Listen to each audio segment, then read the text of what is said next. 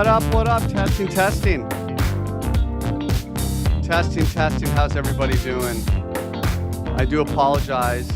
For that. I had a little bit of trouble with my audio before, but we're just getting going here now. Thank you for joining me, of course, on this beautiful day. It is Friday, May 16th, 2025. This is going to be part of the quick market update series here on my YouTube channel at Cheds Trading. It was funny. I was doing the update and I saw a ton of, I usually riff in the beginning of the update. I was going through all the stuff and I saw a ton of people. I saw a ton of messages, in the chat room. And I was like, great. The chat room's really excited today. They've got a lot of questions here for me. And, it turns out everyone's like, no sound. And so that was funny. But maybe, I'd love to hear your questions. So folks, give me your questions, get them going. And sorry about that. That's funny. I should have checked. I don't know, whatever reason, desynced my microphone, but now you can hear me. So I felt I had a great intro. Let's try it again. This is, of course, Big Cheds. Part of the quick market update series. If you're just new to trading, you're just getting started out doing technical analysis, you're going to want to check out the Masterclass tutorial playlist. I teach professional TA, which is classical charting. And when I throw in a little bit of Japanese candlestick theory as well, and I teach you how to combine those. In addition, I have published 4 books. 3 of them are on trading, and I have free versions of those first 3 books. I'm working on the Trading Quotes playlist right now. I'd encourage you to check out all that great stuff to give you a good background. Of course, I'm on Twitter where I put out a lot of content, a lot of information. You can you reach out to me there, but I like to do these YouTube videos. It gives you an opportunity to ask questions, especially right now while I'm talking. This gives you, a great opportunity to ask me questions and to interact with me. And of course, if you're looking for an exchange, check out BingX, my favorite exchange. My latest book is out now, The Trading Journal. The reviews are in. People are loving it. It's essentially a workbook. It's teaching you how to trade, how to identify trade setups, how to know when those trade setups fail, how to manage your emotions, bankroll management. It's a workbook. It's meant to be filled out. It's meant to help you grow and to learn. Because if you keep losing money in trading and you're not learning from those lessons, like what's the point? So that's the purpose of this book. I want to riff briefly on Bitcoin, Ethereum, and kind of go from there and get to your chat room questions. Folks, thank you for your patience, of course. And I'm sorry about that before. So what I talked about is we've been in an interesting moment in the market where we've had a little bit of relative outperformance of Ethereum versus Bitcoin since the middle to the beginning of May. And if you look at the story of Bitcoin, we had the prior range breakdown and the drop on high time frame towards that weekly SMA 50 and how important that SMA 50 has been. And we've talked about that before quite a bit.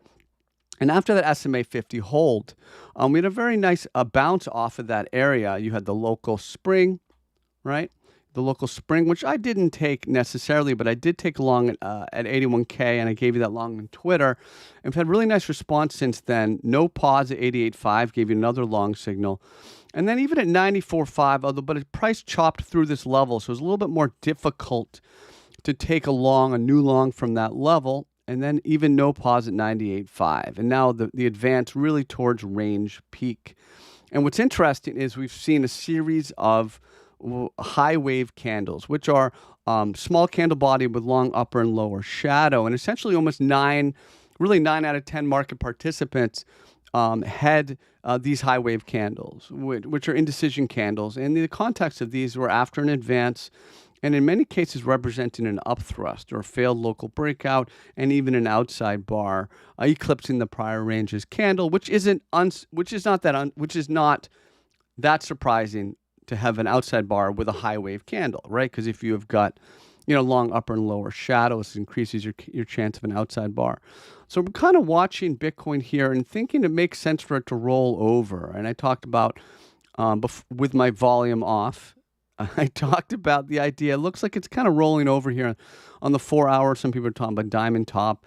I just think it makes sense with the outside bar with the high wave candle for it to pause here. And I'm on watch for a throwback to kind of 95, 96K level. And then, of course, maybe even 88.5 for a deeper drop. But we'll kind of have to wait and see on that. Talk about Ethereum being long from 2150. The advance into the underside of the DMA 200. And the pause there and watching for consolidation. And again, the outperformance of Bitcoin versus Ethereum. I don't know that you can call Ethereum versus Bitcoin. I don't know that you can call bottom in this chart yet. I know a lot of people want to. I think it's got a long ways to go. For me, this is still just a move against that trend. Solana consolidating under 280, under 180 rather, after getting long here at 125. And so this has been a logical spot for it to pause. I talked about it. So we're on watch for throwback to 150. Let's get to the chat room, folks. I'm really sorry about that. Thank you for joining me. That was funny. I've actually recorded. Oh, I didn't even mention. What am I doing? Hold on a second. Also, I shall mention, of course, I do a full market report twice a week at Bitcoin Live with the best team in the world that studies crypto.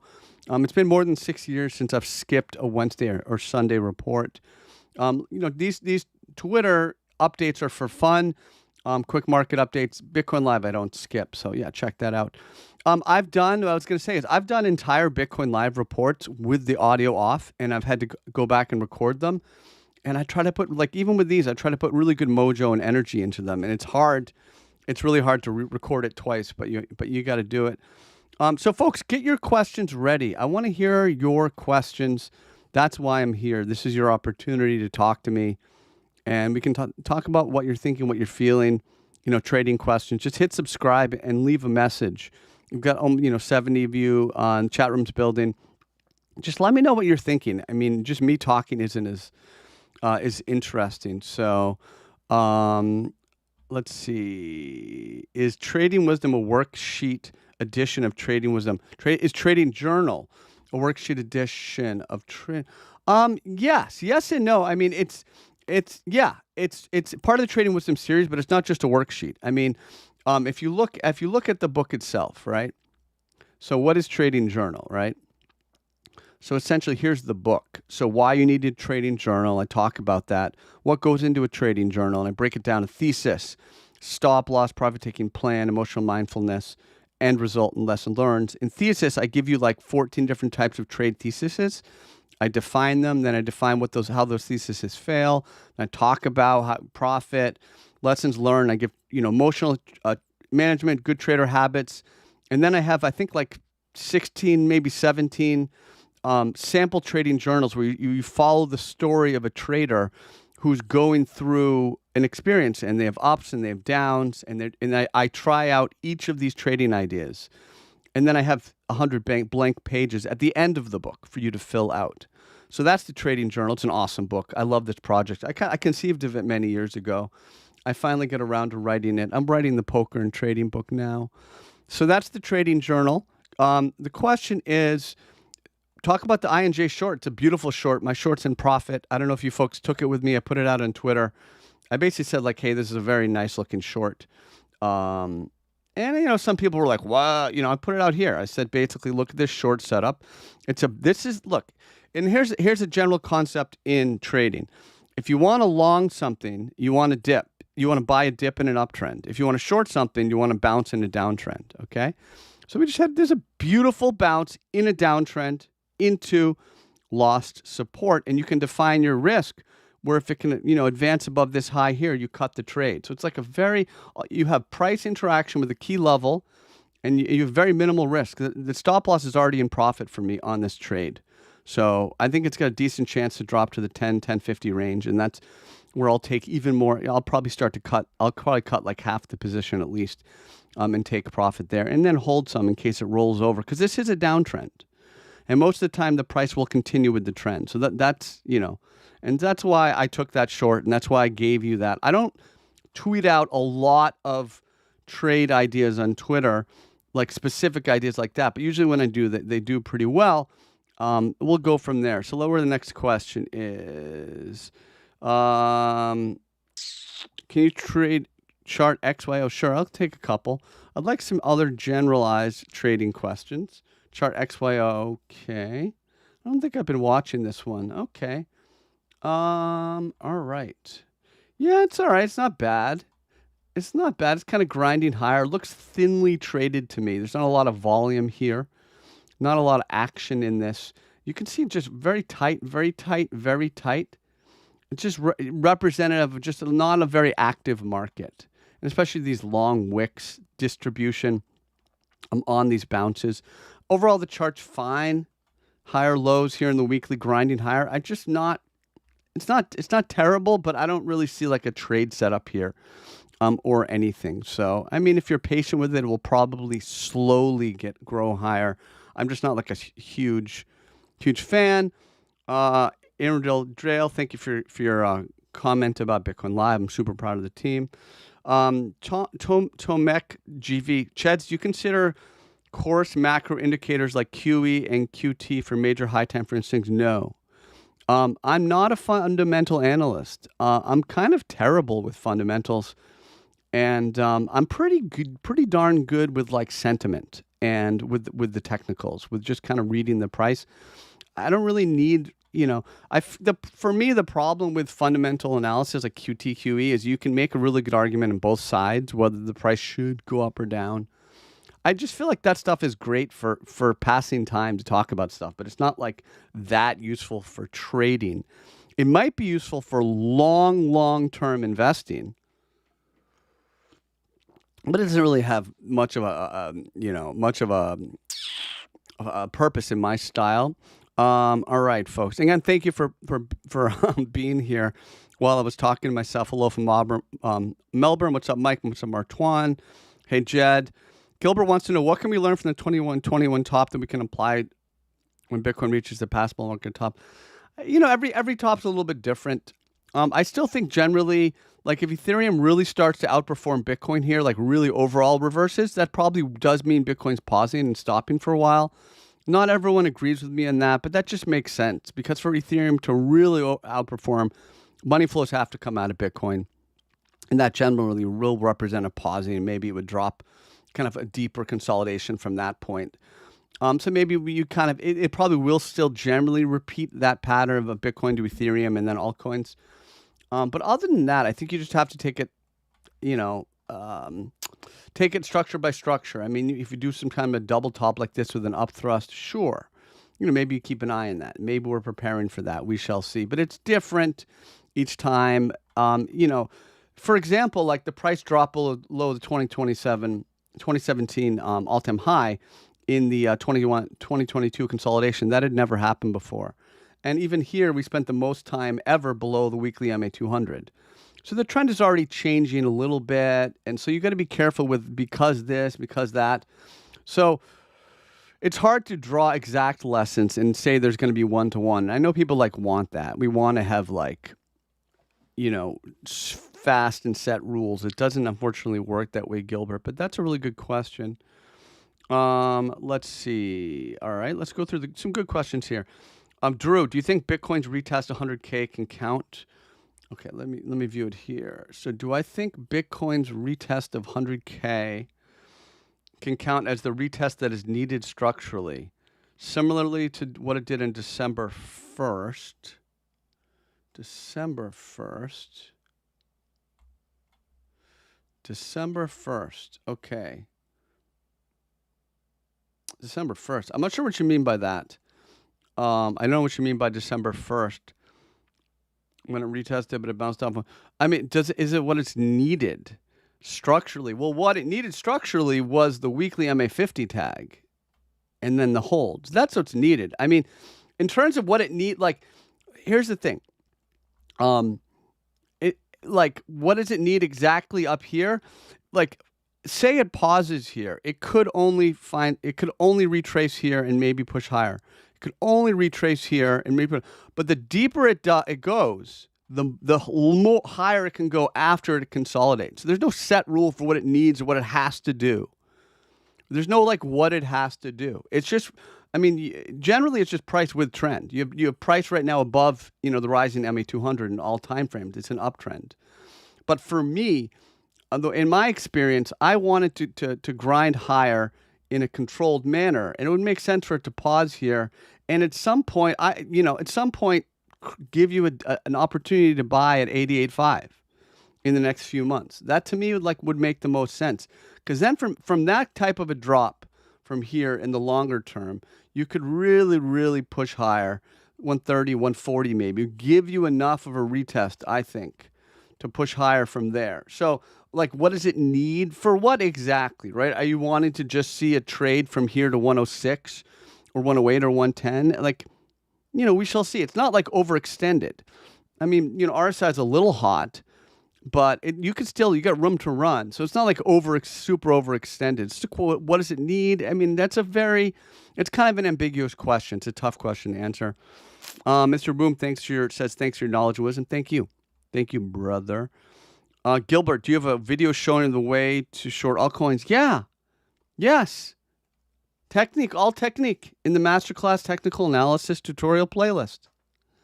I mean, if you haven't watched this, and there's 4 videos, watch them all multiple times. Then you can go watch other quick market updates. You can listen to my Twitter Spaces. This is about 40 videos of me answering questions from new traders on Twitter. I've just got a wealth of knowledge. So kind of whatever you want, I've got there for you. Like, I'm learning chess now. I love chess, and I just keep watching chess videos. You should be watching my videos if you want to learn to trade. Psalm Capital, what's up, Psalm? What's your philosophy on position sizing for your trades? Yeah, that's a great question. I generally start up pretty small. I'm a kind of small ball trader. What I'd like to do is scale into my position. So, for example, if I was playing for like an 88.5, throwback, I'd have an initial entry there, and then I'd wait to see how the price responded. And if it looked like it was holding, I might add into that position as the price was rising, for example. But I wouldn't, I tend to scale in and scale out. And I cover that in the trading journal. I cover that in my Masterclass theory. But the general idea is position sizing. I generally start out with a smaller position. And then I would like to, if the price confirms it or the price is holding, I will add to it from there. All right. Let's see. Good questions so far. Very good questions so far. Love is in the air. Appreciate you. Any change in trend would require a high volume candle, says A. Rodriguez. Any change in trend? Do you mean like Bitcoin trend? I mean, it would give you more confidence that a top is in if we had like a ton of volume here on selling, but wouldn't really require it, right? So, for example, we had our we just had our price drop here to the 50. There was no guarantee we would have held at the 50. We could have very easily dropped to 72 and even tested anywhere in this range, and we didn't have like big volume anywhere. There was no like super big volume spikes. So it doesn't require, certainly do not require it. But it's true that the most volume tends to come at the top and the bottom of a chart. Now, why is that? Okay. So when the price is trending, all right, you've already got an imbalance in supply and demand. What does that mean? Well, if the price is rising, it's because you have more buyers than sellers, an imbalance in supply and demand. You don't need volume to continue higher. If the price is falling, you have an imbalance in supply and demand. You have more sellers than buyers. You don't need volume to keep falling because you already have a trend. Like trends tend to continue. So what you get volume, let's say the price is falling, you get volume at the bottom. When the bulls step in, they challenge the current trend and you have a big battle, and that's where you get volume. Then you have a rebalancing of supply and demand and you can reverse. Same with the top. Price is rising, you have an imbalance, bears step in, big volume. So you tend to get the most volume at the top and the bottom and on breakouts, but more so than top and the bottom of a chart. But you don't require, there's no requirement for a lot of volume at a top or even at a bottom, but it does help you spot one. So that's a good, that is a good one. Someone said, get the AI chessboard. I'm playing a lot of AI and they're whooping me because I think I moved too quickly. And then I end up losing a rook, and I'm like, oh, that was not smart. All right. Caleb says, good morning. Good to see you, Caleb. 20 minutes. Let's get a couple more questions, and we'll wrap it up. This is part of the Quick Market Update series. If you've already bought the book, I'd love to hear your feedback. Please fill out a review. People are loving the book so far. I'd love to hear more reviews. Just to remind you, I've got great videos for you on my YouTube channel. Bitcoin Live with the best team in the world that studies crypto. Make sure you check that out. I'm on Twitter at Big Cheds. Put out a lot of trading ideas. If you're looking for an exchange, check out BingX, my favorite exchange. Simon says, at what point would you consider Ethereum outperforming Bitcoin, not just a deviation? It's a good question. So if Ethereum versus Bitcoin starts to, here in the daily chart, if it recaptures really the 032, 033 level, there's a very decent chance that the trend has turned around. So it's got a bunch to go higher. It can even mean revert higher, and I'd still be expecting it to reject until it flips this level. So this is going to be my line in the sand for now. Let's see. Do I have a scale for pattern, says Tomeg GV. That's a great question. I don't. I know Bulkowski has it. He's run all the numbers on patterns, and there's like the ascending triangle does really well. There's numbers in all these things. So no, but I will say like it's a tower bottom weaker in the spring. And those are different things. Like a spring is just like two candles where you have just like a support level. The price loses it and recaptures it. Where a tower is like a move up, small body, and move down. And these are different things, right? And for example, and like a spring could be usually can be the reversing of a trend. Like a tower top, that's a Japanese candlestick pattern, and all Japanese candlestick theory is short term, right? So it could really just mean a minor move after that. So the candlestick theory, like patterns, are somewhat useful, but they aren't long term patterns. You got to keep that in mind. I am for my poker and trading book. I am thinking about ranking trading setups like starting hands in poker. So I'm probably gonna have something like that in my next book, my own like type of ranking. But for the numbers that have been done by Bulkowski in his encyclopedia, it's on. You folks have seen it, like thepatternSite.com. Are you sidelined? No. I've been long Bitcoin since 18.5, and I took a new long at 81K with you guys on Twitter. So and I've got a nice short in INJ. I've got a bunch of other trades I'm not talking about, but I mean I'm not sidelined. I'm kind of a degenerate. I'm kind of always trading. All right, and that's enough. This has been a wonderful, wonderful update. Thanks, folks. Thank you for joining me here. Thank you for being patient. I try to do these twice a week. When I'm on vacation and stuff like that, I will skip an update because these are for fun. Bitcoin Live, I never skip, but I try to stay here. I try to stay active here because I want to give you folks an opportunity to talk to me and ask questions. And I want to give back because you folks have given me so much. So I appreciate you. Hit me up on Twitter, and I will talk to you soon. Let's finish it up with Church of Eight Wheels.